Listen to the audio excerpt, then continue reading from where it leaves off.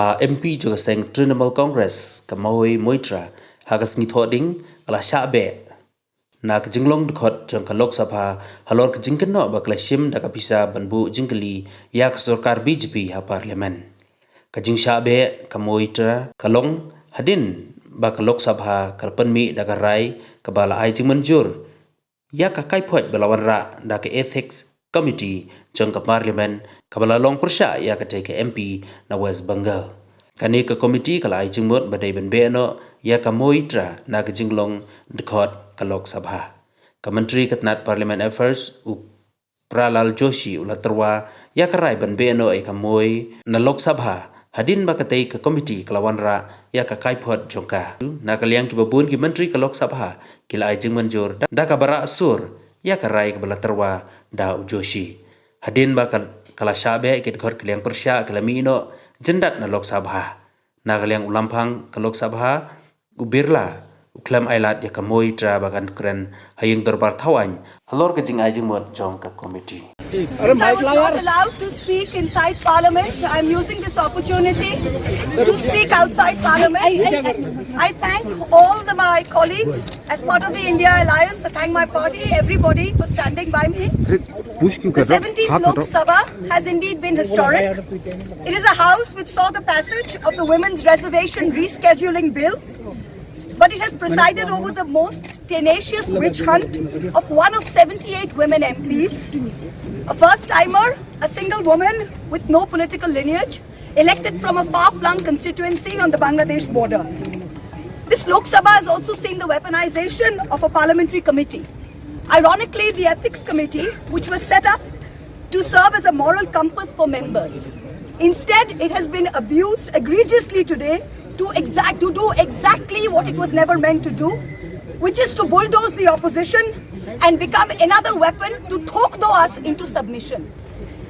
This committee and this report has broken every rule in the book. In essence, you're finding me guilty of breaching a code of ethics that does not exist. The committee is punishing me for engaging in a practice that is routine, accepted and encouraged in the House. The findings are based solely on the written testimonies of two private citizens whose versions contradict each other in material terms, none of whom I was allowed to cross-examine.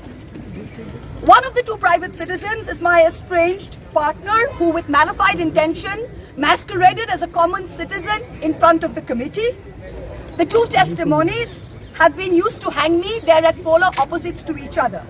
The complainant says I accepted cash in consideration from a businessman to ask questions in furtherance of his commercial interests.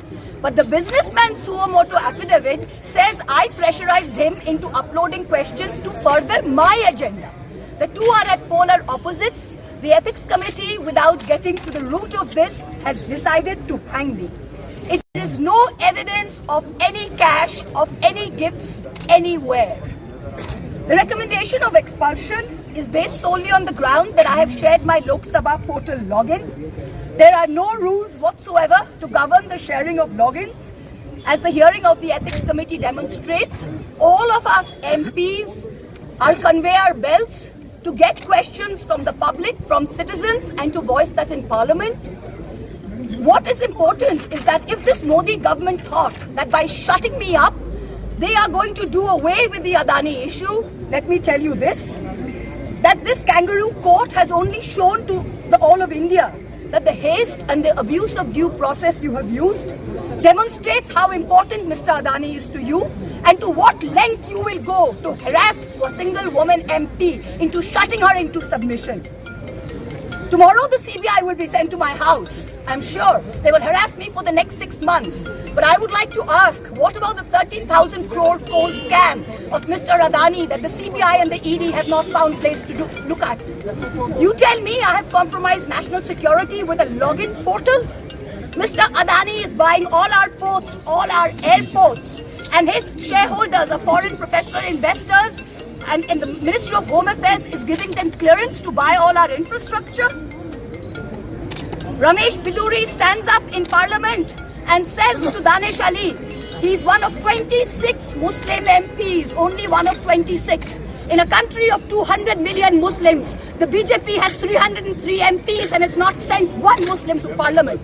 Ramesh Pudiri stood up and told Danish Ali, ye bhadwa, ye katwa. No action has been taken. Nothing has been taken. You hate minorities. You hate women. You detest Nari Shakti. You cannot handle power and authority. I'm 49 years old. I will fight you for the next 30 years inside parliament, outside parliament, in the gutter, on the streets.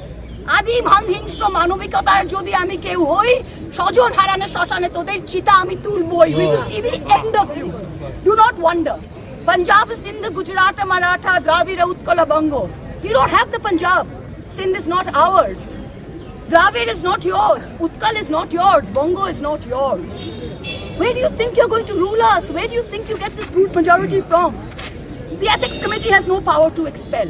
You have assumed the powers of a quasi-judicial authority and imposed a penalty on me that you have no power to do. Used every tenet. This is the beginning of your end. जब नाश मनुष्य पर छाता है तो पहले विवेक मर जाता है. We're going to come back and we're going to see the end of it. So thank you very much. Oh, well done.